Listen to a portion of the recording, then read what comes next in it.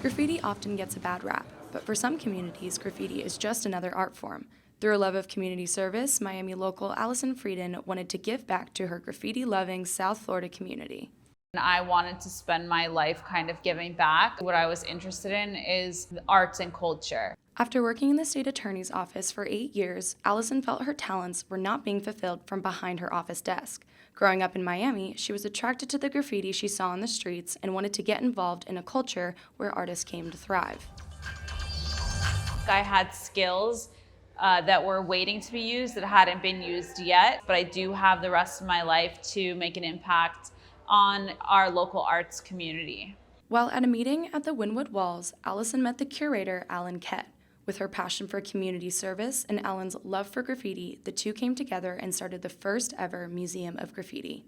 I had just left the state attorney's office where I was working exclusively in gun violence in the inner city. We met each other and we came together and created the Museum of Graffiti. So you never know when meeting somebody will change the rest of your life.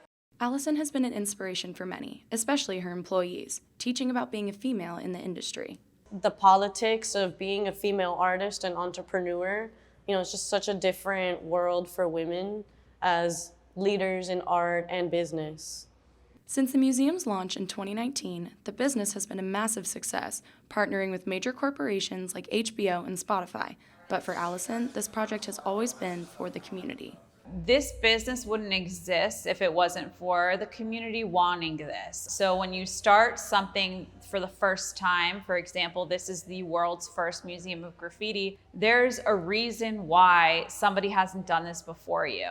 Allison realized there was a huge interest in the graffiti world. People from all over the Miami area came to learn about the graffiti in their community.